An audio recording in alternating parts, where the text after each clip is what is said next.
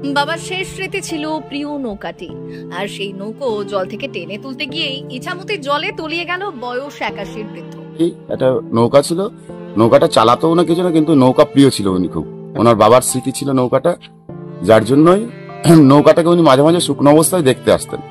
প্রবল বর্ষণে ইতিমধ্যে ইছামতিতে বেড়েছে জলস্তর, জারি হয়েছে লাল সতর্কতা। ইছামতির পার্শ্ববর্তী একাধিক এলাকা জলের তলায়। এরই মাঝে বনগাঁ পৌরসভার 6 নম্বর ওয়ার্ড দীনবন্ধু নগর নিমাই ঘাটে ঘটে গেল এক মর্মান্তিক ঘটনা। ইছামতির ঘাটে বেঁধে রাখা বাবার শেষ স্মৃতি সেই নৌকাটি দেখতে গিয়েছিল বৃদ্ধ নারায়ণ চন্দ্র সরকার। নদীর জল বাড়ায় জলে ডুবে যাওয়া নৌকাটি টেনে তুলতে গিয়ে তলিয়ে যায় নদীতে। প্রতিবেশী ও পরিবারের লোকেরা জানায় তিনি সাঁতার জানতেন, তবে বয়স ও অসুস্থতার কারণে হয়তো জলে তলিয়ে গিয়েও সাঁতরে উঠতে পারেননি। নদীতে তলিয়ে যাওয়া 2 ঘন্টা পর খোঁজাখুঁজি করতে নিমাই ঘাটে তার জুতো ও লুঙ্গি দেখতে পায় স্থানীয়রা। এরপর নদীতে নেমে খোঁজাখুঁজি করতে উদ্ধার হয় বৃদ্ধের দেহ। বনগাঁ মহকুমা হাসপাতালে নিয়ে গেলে চিকিৎসকেরা মৃত বলে ঘোষণা করেন। বাইরে থেকে বেরিয়েছে, নদীর পাড়ে আমাদের একটা নৌকা আছে নদীতে, সেই নৌকাটাকে মাঝে মাঝেই দেখতে যায়। সেই নৌকাটা দেখতে গিয়ে দেখছে যে জলে ডুবে যাচ্ছে, তাই দড়ি দিয়ে টেনে টেনে কাছে আনতে গেছিল, গিয়েই স্লিপ খেয়ে হয়তো নিচে চলে গেছে। 2 ঘন্টা পর মতন সবাই গিয়ে খোঁজাখুঁজি করার পরে নৌকার নিচ থেকে বার করে নিয়ে এসছে ওনাকে।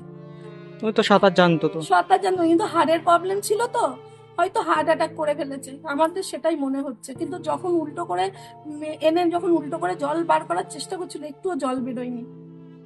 পরিবারের লোকেরা জানিয়েছে মৃত নারায়ণ সরকার একজন অবসরপ্রাপ্ত শিক্ষক। মাঝে মধ্যে বাবার রেখে যাওয়া ওই নৌকোটি নিয়ে মাছ ধরতে যেতেন নদীতে। নৌকোটিকে খুব ভালোবাসতেন তিনি, প্রায় নৌকোটি দেখতে যেতেন ঘাটে। সেই মতো আজও লাঠি ভর করে নদীর ঘাটে গেছিলেন, তবে আর ফেরা হলো না। আমাদের এই পানা বন্ধ বলে আমরা সকালবেলায়, আমাদের নৌকা রয়েছে ওপারে, সেই নৌকা আনার জন্য আমরা সকালবেলায় গেছি। বাড়ি এসে শুনি যে উনিও, আমরা যখন বাড়ির থেকে বেরোচ্ছি উনিও নাকি তখনই এখান থেকে ওনার নৌকা, ওই যেটা দেখলেন একটু আগে, ওটা তার নৌকা, সে আনার জন্য নাকি নেমেছিল। এবার এখান থেকে সবাই বলছে উনি গিয়েছে এখান থেকে 1-1.5 ঘন্টা হয়ে গেছে, এখনো আসেনি।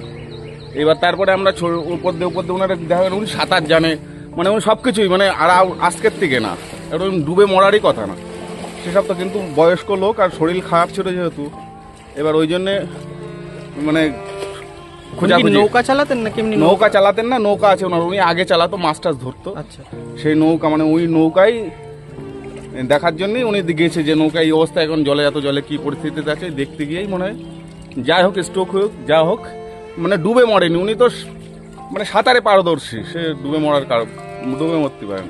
ঘটনায় শোকের ছায়া নেমেছে পরিবারে। বনগাঁ থেকে রাহুল দেবনাথের রিপোর্ট, কাঁটাতার নিউজ।